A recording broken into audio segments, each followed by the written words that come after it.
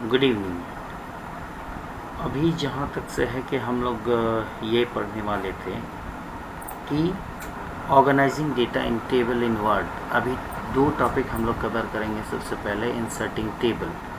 Inserting table that means कि how many ways you are going to be insert table in the word and which way is suitable to you to entering the data in the table. जो भी वे होगा वो आपको बारी बारी से बताऊंगा। सबसे पहले हम इन्हीं दोनों टॉपिक को कवर अप करेंगे। सबसे पहले हम ये जानेंगे कि आखिर MS वर्ड को ओपन कैसे करेंगे। MS वर्ड को ओपन करने के लिए कोई भी एग्जिस्टिंग फाइल को आप ओपन कर लेंगे और ओपन करने के बाद कंट्रोल N या फाइल में जाएंगे और वहाँ पर आपको न्यू का ऑप्शन मिलेगा। आप उसे क्लिक करेंगे, आपका न्यू MS वर्ड ओपन हो जाएगा। साथ ही साथ दूसरा जो तरीका है वो ये है कि सर्च बार में जाएंगे। ये आपका सर्च बार है। सर्च बार पे जाएंगे, वहाँ पर जा कर के लिखेंगे वर्ड। जैसे ही वर्ड लिखेंगे वर्ड आपके सामने अवेलेबल होगा। माइक्रोसॉफ्ट ऑफिस वर्ड 2007, इस पर लेफ़्ट क्लिक करेंगे, आपका वर्ड ओपन हो जाएगा। घबराने की ज़रूरत नहीं है। अगर ये फुल स्क्रीन में नहीं खुल रहा है तो आपके पास कंट्रोल बटन्स हैं जिनमें एक मिनिमाइज़, मैक्सिमाइज़ और क्लोज़ है। आपको मैक्सिमाइज़ करना है इसे, आप इसे मैक्सिमाइज़ करेंगे। मैक्सिमाइज़ करने के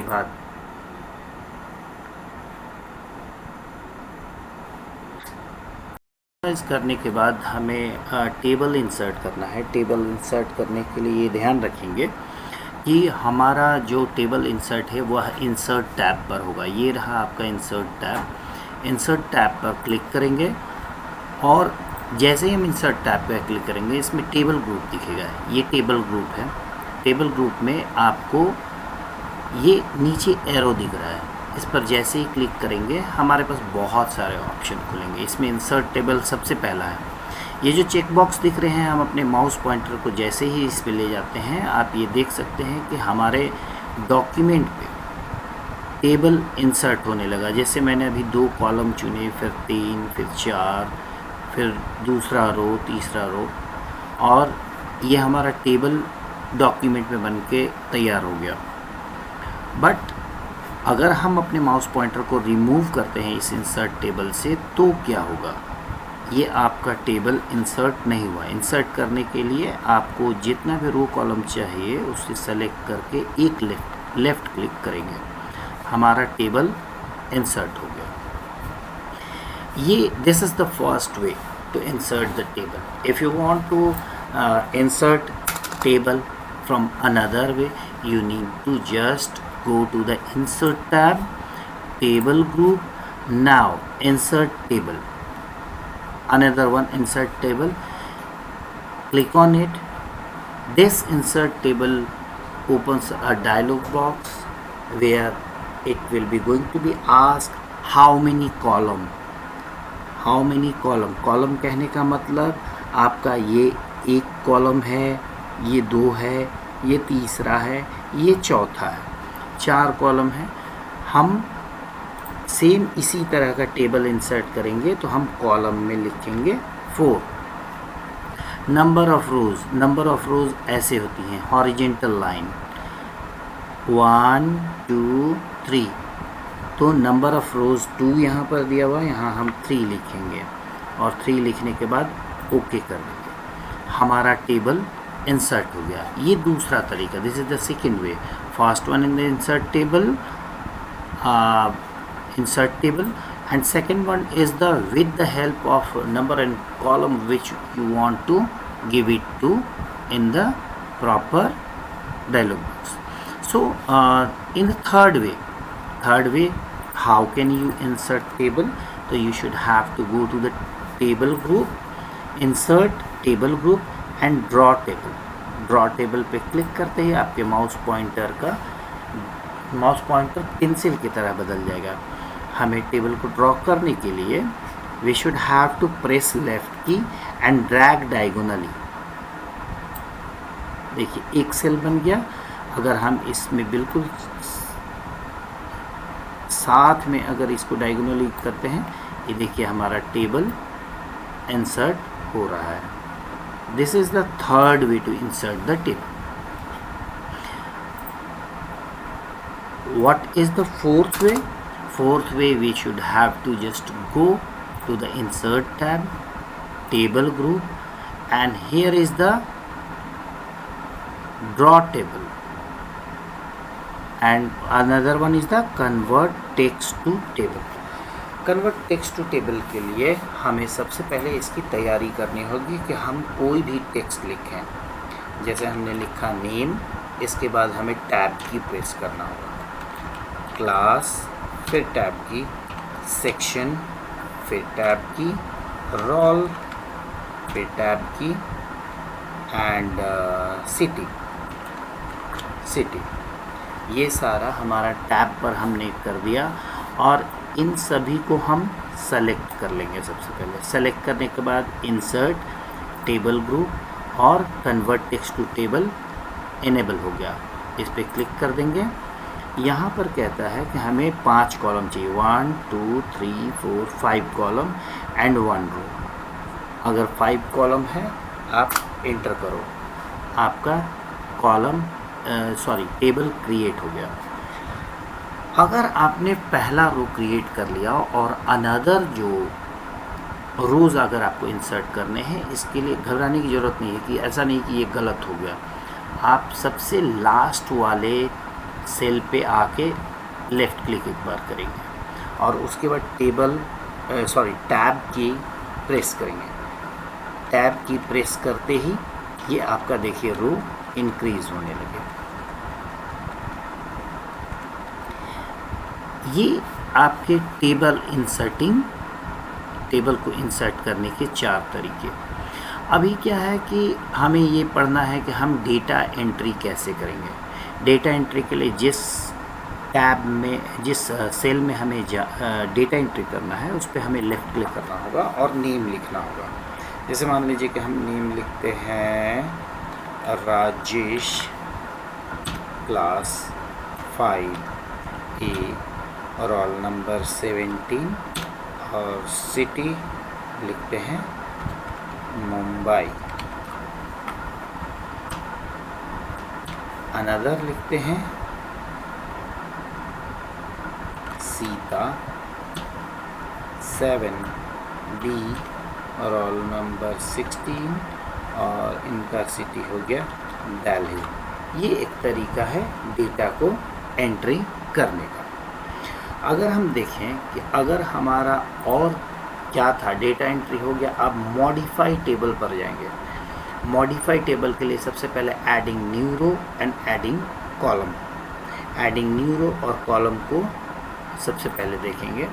जैसे एडिंग न्यू रो या कॉलम, इसके लिए हमें क्या करना होगा कि जहाँ भी हमें कॉलम या रो चाहिए, हम उस रो या कॉलम पर क्लिक करेंगे। सबसे पहले हम लोग कॉलम देखेंगे और कॉलम को देखने के लिए हमें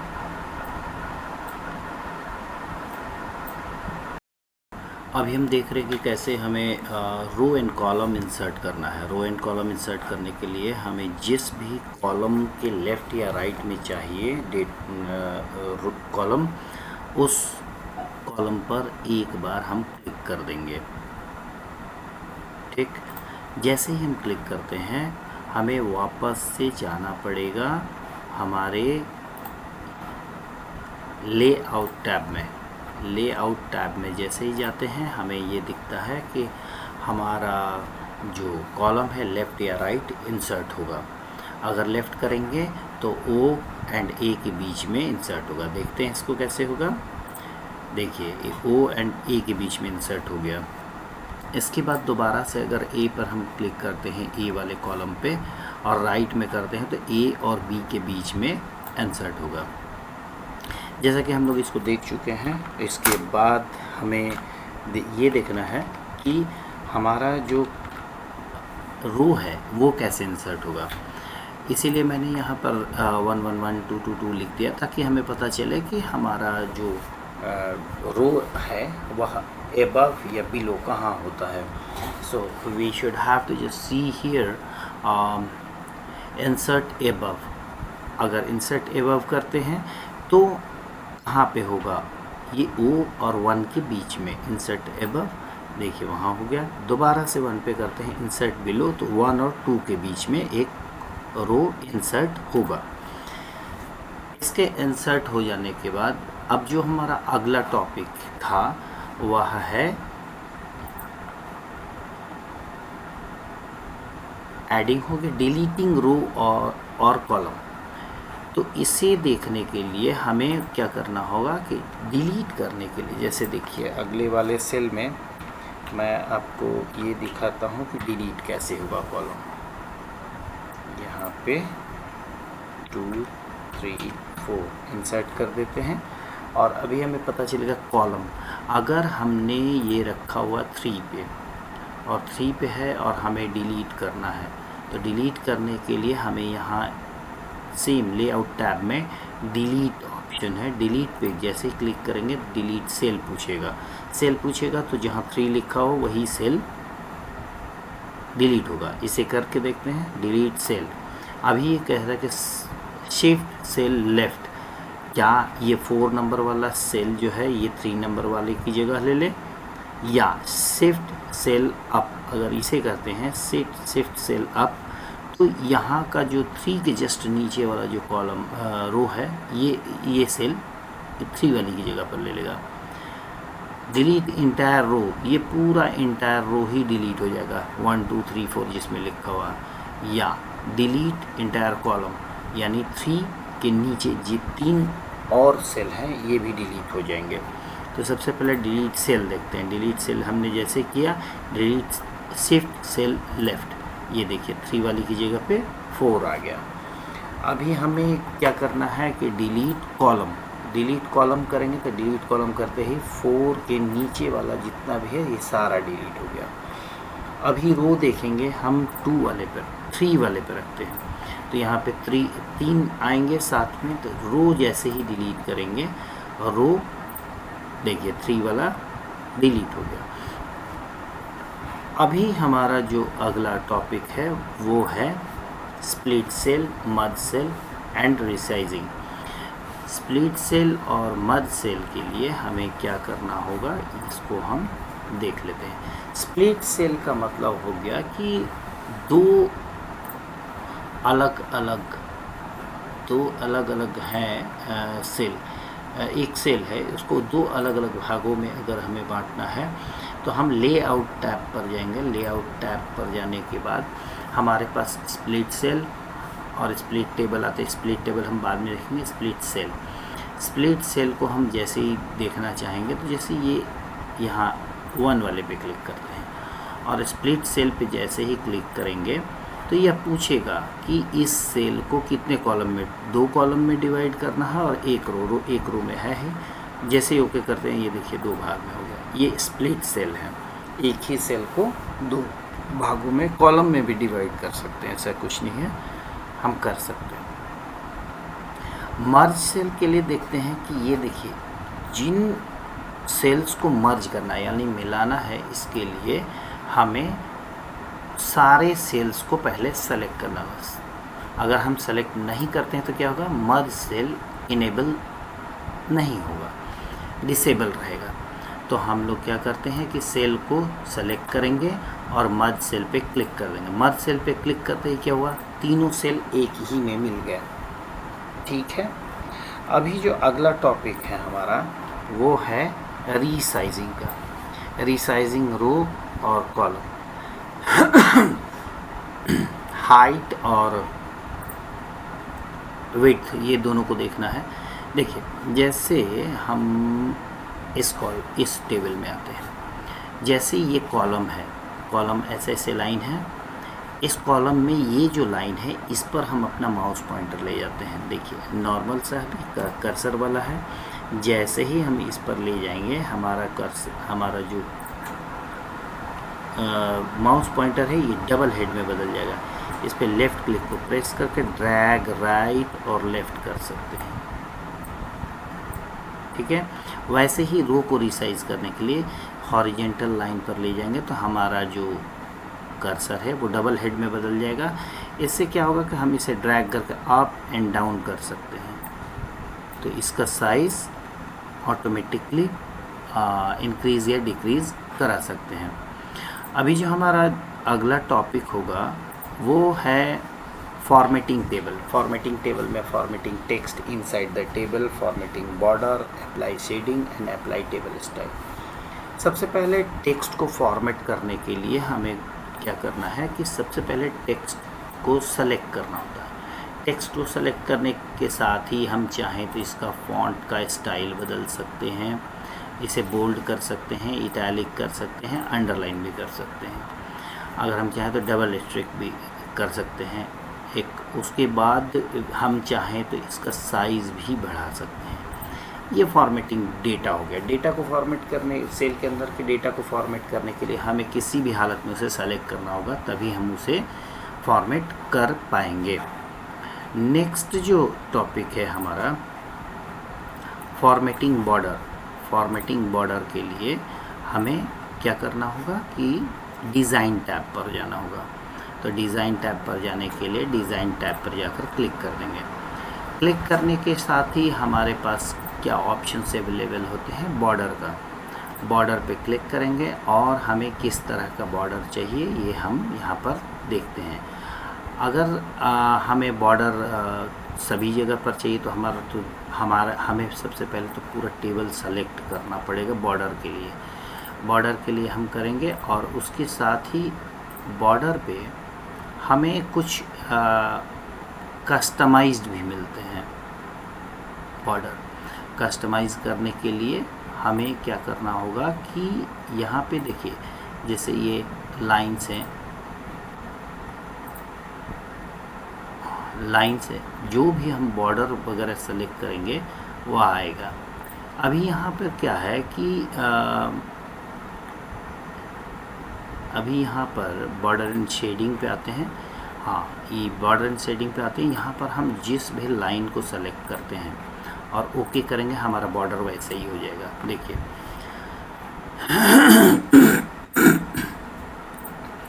दोबारा से बॉर्डर एंड शेडिंग पर जाते हैं और फिर देखते हैं कि कोई और ऐसा हो जो कि ये रहा एक अलग सा है।